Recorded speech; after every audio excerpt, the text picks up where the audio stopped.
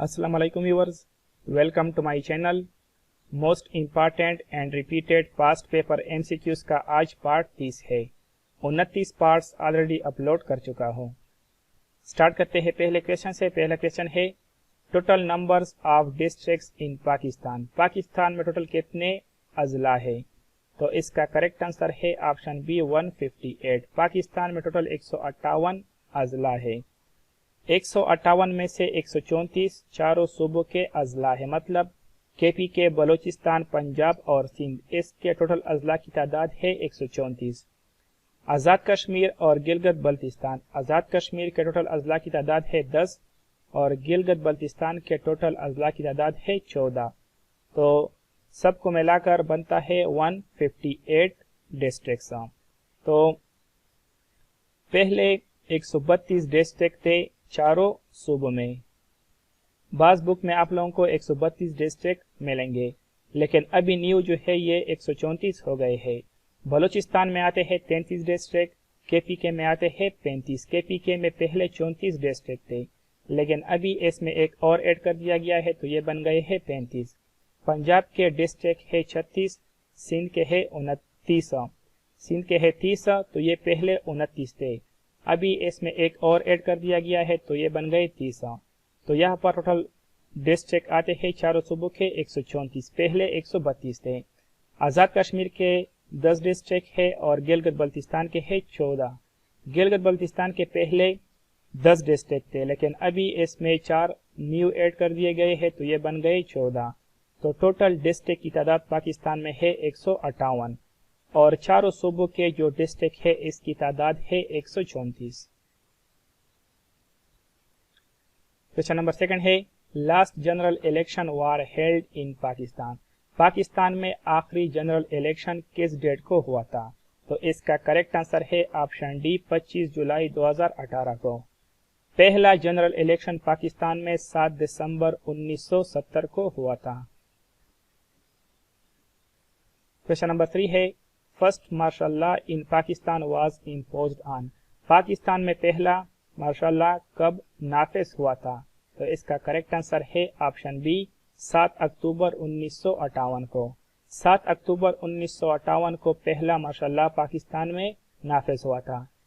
किसने नाफिज किया था? तो पाकिस्तान के जो पहले सदर थे इस्कंदर मिर्जा, उन्होंने नाफिज किया था 7 अक्टूबर 1958 को। बहुत से लोग कहते हैं कि पहला मार्शल लॉ अयूब खान ने नाफिज किया था, तो अयूब खान ने नाफिज नहीं किया था बल्कि इस्कंदर मिर्जा ने नाफिज किया था। और अयूब खान जो है ये पहले मार्शल लॉ के चीफ एडमिनिस्ट्रेटर थे। सेकंड मार्शल लॉ पाकिस्तान में 25 मार्च 1969 को जनरल यहया खान ने नाफिज किया था। किस डेट को नाफिज किया था? 25 मार्च 1969 को। तीसरा मार्शल लॉ 5 जुलाई 1977 को जियाउल हक ने नाफिज किया था। 5 जुलाई 1977 को जियाउल हक ने तीसरा मार्शल लॉ पाकिस्तान में नाफिज किया था। और चौथा और आखिरी मार्शल लॉ 12 अक्टूबर 1999 को परवेज मुशर्रफ ने नाफिज किया था। तो पाकिस्तान में टोटल 4 मार्शल लॉ नाफिज हो चुके हैं। क्वेश्चन नंबर 4 है current national assembly of Pakistan. Pakistan का जो मौजूदा नेशनल असेंबली है ये कौन सा नेशनल असेंबली है? तो इसका करेक्ट आंसर आता है ऑप्शन बी 15 नेशनल असेंबली। 15वां नेशनल असेंबली है जो पाकिस्तान का अभी मौजूदा नेशनल असेंबली है। नेशनल असेंबली को लोअर हाउस भी कहा जाता है। नेशनल असेंबली के टोटल सीट्स है 342। 342 में से 272 जनरल सीट है, 60 सीट्स वुमेन के लिए है और 10 सीट्स नॉन मुस्लिम के लिए है। और नेशनल असेंबली का टर्म 5 साल का होता है, मतलब नेशनल असेंबली के जो मेंबरान होते हैं उनकी मुद्दत 5 साल की होती है। क्वेश्चन नंबर 5 है senate of Pakistan comprises of how many members. Pakistan का जो सेनेट है इसके टोटल कितने मेंबर है? तो इसका करेक्ट आंसर आता है ऑप्शन बी 104। टोटल 104 मेंबर है सेनेट ऑफ पाकिस्तान के। तो यहाँ पर आप लोग ये भी याद रखें कि सेनेट ऑफ पाकिस्तान के 1973 में 100 मेंबर थे, मतलब 100 सीट्स थे सेनेट के लिए, लेकिन बाद में 1973 के आइन में तरमीम करके इसके 4 सीट बढ़ा दिए, तो अभी सेनेट ऑफ पाकिस्तान के टोटल 104 सीट्स है। तो सेनेट ऑफ पाकिस्तान जो है इसको अपर हाउस भी कहा जाता है। क्या कहा जाता है? Upper house. टोटल सीट्स की तादाद है 104। 104 में से 66 जनरल सीट्स है, 17 उलमा के लिए है, 17 वुमेन के लिए है और 4 नॉन मुस्लिम के लिए है। और सेनेट का जो टर्म है, मतलब जो सेनेट के मेंबरान होते हैं उसका टर्म, उसकी मुद्दत 6 साल की होती है। क्वेश्चन नंबर 6 है the members of Punjab assembly are. Punjab assembly के टोटल कितने मेंबर है? तो इसका करेक्ट आंसर है ऑप्शन बी 371। 371 में से 297 जनरल सीट है, 66 वुमेन के लिए है और 8 नॉन मुस्लिम के लिए है। और पंजाब असेंबली का टर्म होता है 5 साल का। क्वेश्चन नंबर 7 है the members of Sindh assembly are. Sindh assembly के टोटल कितने मेंबरान है? तो इसका करेक्ट आंसर आता है ऑप्शन सी 168। सिंध असेंबली के 168 मेंबर्स है। 168 में से 130 सीट जो है जनरल सीट्स है, 29 वुमेन्स के लिए और 9 जो है ये नॉन मुस्लिम के लिए है। और सिंध असेंबली का भी टर्म 5 साल का होता है। क्वेश्चन नंबर 8 है the members of KPK assembly are. KPK assembly के टोटल कितने मेंबर होते हैं? तो इसका करेक्ट आंसर आता है ऑप्शन सी 145। टोटल 145 मेंबर है, मतलब टोटल 145 सीट्स है केपीके असेंबली के। इसमें से 115 जो है जनरल सीट है, 26 वुमेन के लिए है और 4 नॉन मुस्लिम के लिए है। और केपीके असेंबली का भी टर्म 5 साल का होता है। क्वेश्चन नंबर 9 है the members of Balochistan assembly are. Balochistan assembly के टोटल कितने मेंबर है? इसका करेक्ट आंसर आता है ऑप्शन सी। तो यहाँ पर मुझसे गलती हुई है, EFG मैंने लिखा है लेकिन यहाँ पर ये C है, ABC, तो यहाँ पर C है 65। तो बलूचिस्तान असेंबली के टोटल 65 मेंबर्स है। 65 में से 51 जनरल सीट है, मतलब टोटल 65 सीट्स है बलूचिस्तान असेंबली के। 65 में से 51 जनरल सीट्स, 11 वुमेन के लिए और 3 नॉन मुस्लिम के लिए। और बलूचिस्तान असेंबली का टर्म भी 5 साल का होता है। नेशनल असेंबली और जो प्रोविंशियल असेंबलीज है, जिस तरह की केपीके असेंबली हो गया, बलूचिस्तान, सिंध, इन सब के टर्म जो होते हैं ये 5 साल के होते हैं और सेनेट का टर्म 6 साल का होता है। क्वेश्चन नंबर 10 है the number of barrage constructed on Indus river are. Indus river पर टोटल कितने बैराज बनाए गए हैं? तो इसका करेक्ट आंसर आता है ऑप्शन सी 6। कौन कौन से बैराज है? गुद्दू बैराज, सक्कर बैराज, कोटरी बैराज। कोटरी बैराज को गुलाम मोहम्मद बैराज भी कहा जाता है। तोनसा बैराज, चश्मा barrage and Jinnah barrage. Question number 11 है old name of Lahore. Lahore city का पुराना नाम क्या है? तो लाहौर सिटी का पुराना नाम था Mahmudpur. Option B correct answer है।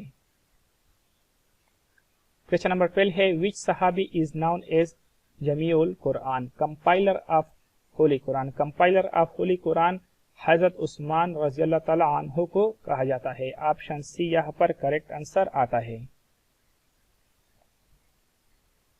क्वेश्चन नंबर 13 है the name of the sixth कलमा इज। छठा कलमा जो है उसका नाम क्या है? तो टोटल 6 कलमे है।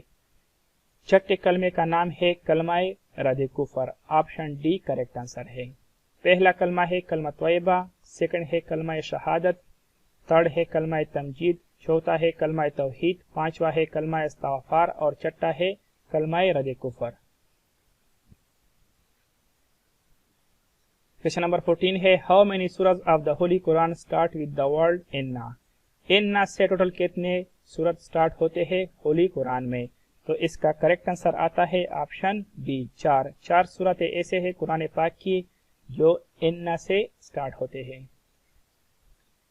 क्वेश्चन नंबर 15 है which is the best month mention in the holy Quran. Holi Quran में सबसे बेस्ट मंथ जो है वो कौन सा मेंशन है? तो इसका करेक्ट आंसर आता है option C Ramzan. Next question है which is the best night mention in the holy Quran. Best night Quran पाक में कौन सा मेंशन है? तो इसका करेक्ट आंसर आता है 16 का शब कदर। ऑप्शन सी करेक्ट आंसर है। क्वेश्चन नंबर 17 है इन हाउ मेनी ईयर्स मक्की सूरा वर रिवील्ड। मक्की सूरा वो सूरतें होती है जो मक्का में नाजिल हुई थी। तो मक्की सूरतें कितने साल में नाजिल हुई थी? तो इसका करेक्ट आंसर आता है ऑप्शन ए 13 साल। 13 साल में मक्की सूरतें जो है वो नाजिल हुई थी। और मदनी सूरतें, तो मदनी सूरतें वो सूरतें होती है जो मदीना में नाजिल हुई थी। मदनी सूरतें जो है ये 10 साल में नाजिल हुए थे। टोटल कुरान पाक जो है ये 23 साल में नाजिल हुआ था। टोटल सूरतें कुरान पाक की है 114, 114 में से 86 मक्की सूरतें हैं और 28 मदनी सूरतें हैं।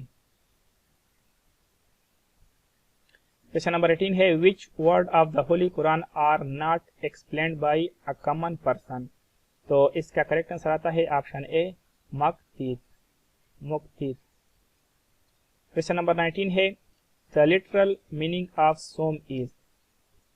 सोम रमजान को कहा जाता है, तो रमजान का लोगी मानी क्या है? तो इसका करेक्ट आंसर आता है option C both A and B. To leave something किसी चीज को छोड़ना, टू अवॉइड समथिंग, तो ये दोनों ऑप्शन यहाँ पर करेक्ट आंसर है इसके, both A and B. Option C correct answer है। क्वेश्चन नंबर 20 है in which Islamic month first वही वाज डिसेंडेंट। पहली वही किस इस्लामिक मंथ में नाजिल हुई थी? इसका करेक्ट आंसर है ऑप्शन ए रमजानुल मुबारक। रमजानुल मुबारक में पहली वही हुजूर पाक सल्लल्लाहु अलैहि वसल्लम पर नाजिल हुई थी। अगला क्वेश्चन है question number 21 the main culprit of green house effect is carbon dioxide but which is the second element contributing most to green house effect. तो मेन कल्प्रेट जो है ग्रीन हाउस इफेक्ट का, जिससे ग्रीन हाउस इफेक्ट काज होता है, तो वो है कार्बन डाइऑक्साइड। तो सेकंड नंबर पर वो कौन सा गैस है जिससे ग्रीन हाउस इफेक्ट काज होता है? तो उस गैस का नाम है methane CH4। Option C correct answer है। क्वेश्चन नंबर 22 है chemical name of dry ice. Dry ice का केमिकल नेम है solid carbon dioxide. Option A is the correct answer. Question number 23 है मून इज आ। चांद जो है ये एक सैटेलाइट है। यहाँ पर करेक्ट आंसर आता है ऑप्शन डी। क्वेश्चन नंबर 24 है the scientific study of measurement is known as. Measurement पैमाइश को कहा जाता है, तो पैमाइश की साइंटिफिक स्टडी को क्या कहते हैं? तो इसका करेक्ट आंसर है ऑप्शन बी मेट्रोलॉजी। पहला यहाँ पर आता है ऑप्शन ए एंटोमोलॉजी। एंटोमोलॉजी इंसेक्ट की स्टडी को कहा जाता है। ऑप्शन सी है इक्तियोलॉजी, तो ये फिश की स्टडी को कहा जाता है। ऑप्शन डी है इकोलॉजी, तो ये लिविंग ऑर्गेनिज्म और इनके इन्वायरमेंट के साथ क्या रिलेशनशिप है, तो इसके बारे में हम इकोलॉजी में स्टडी करते हैं। क्वेश्चन नंबर 25 है the study of heavenly bodies is known as. Heavenly मतलब जो आसमानी बॉडीज होते हैं उनकी स्टडी को क्या कहा जाता है? तो उनकी स्टडी को एस्ट्रोनॉमी कहा जाता है। माहिर फल्कियात एस्ट्रोनॉमर, तो फल्कियात की स्टडी को एस्ट्रोनॉमी कहा जाता है। ऑप्शन सी यहाँ पर करेक्ट आंसर आता है। क्वेश्चन नंबर 26 है which of the following does not pollute the air. इसमें से कौन सा गैस है जो हवा को पॉल्यूट नहीं करता, गंदा नहीं करता? तो यहाँ पर करेक्ट आंसर आता है nitrogen dioxide. Option B correct answer है।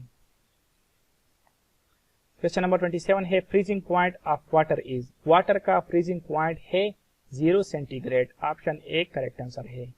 मेल्टिंग पॉइंट ऑफ आइस भी 0 सेंटीग्रेड है। आइस जो है ये 0 सेंटीग्रेड पर मेल्ट होता है, मतलब पिघलता है, और वाटर जो है ये 0 सेंटीग्रेड पर फ्रीज होता है। तो यहाँ पर करेक्ट आंसर आता है ऑप्शन ए।